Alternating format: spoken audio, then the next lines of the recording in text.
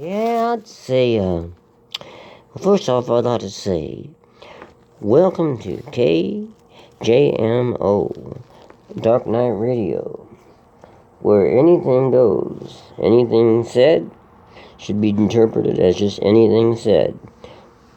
Anybody want to comment on anything, whether it be about sweet Jesus or the devil himself, or whatever happens to be on someone's mind, whether it be euthanasia, even suicide, even murder, even death row, even all those kinds of wonderful things, or a special ingredient to create the fountain of youth.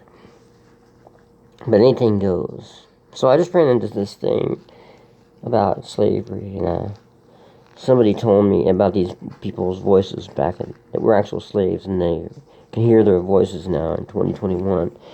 It made me think. Reminded me of meeting my great grandmother when I was a kid, and who was born in 1865, the last year of the Civil War, and she was on a wagon train between Pennsylvania and Kansas when she was, I guess, a baby, and that's where they settled, Kansas. And just to think that I could speak to somebody that was from that time, that it's pretty incredible, that I actually, in my life, spoke to somebody that was born in the last year of the Civil War, maybe shortly after, I don't know, before. I think it ended in the spring of 1865. And also reminded me of a friend of mine saying about Thomas Jefferson, saying that he didn't like slavery, but that it was a necessary evil. Yeah, well, why not pay these people? So it made me kind of think about going off on this little thing, like, well, it's like him saying, like, really, all in all, the doctors had it pretty good, really. I mean, they had their meals, they knew what was coming each and every day, 6 days a week, the seventh day of the Sabbath, and go to church and celebrate, whatnot. And then from dawn till dusk, they knew their place, they knew what they had to do. They had themselves half hour or so for dinner. Lunch in the north it's called, and dinner in the south. And then they had their supper. And whatever we didn't want to eat, whatever ourselves, the innards and such, things like that, we always went around and made sure that one doctor or another had that. Whatever the kind of food we didn't want to eat ourselves, we made sure to give it to our darkies. And then they grow their own. Of course, they had their little gardens. And we hardly ever had to use our whipping post.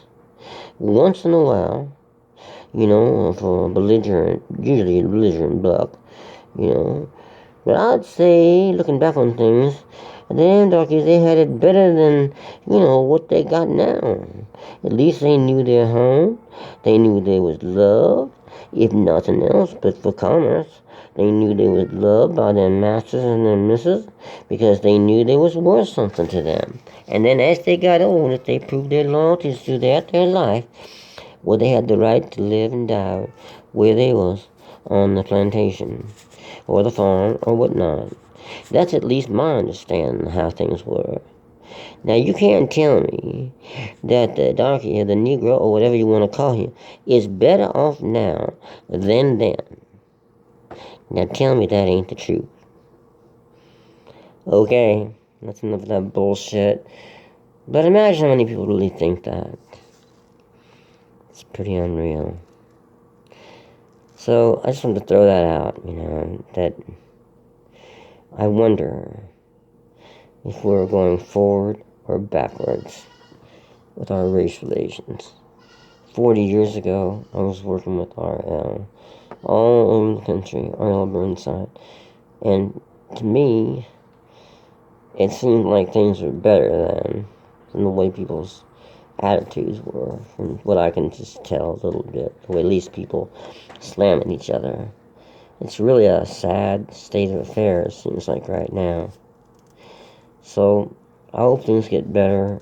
I hope we learn, as human beings eventually, to cut each other some slack. and truly not let the color of someone's pigmentation of their skin get in the way of anything other than just being what it is. Okay, this is JonnY signing off on KJMO Dark Night Radio, wherever in the world, night, noon, night, afternoon, morning, evening, wherever you're at. Oh, everything's alright. So long, everybody.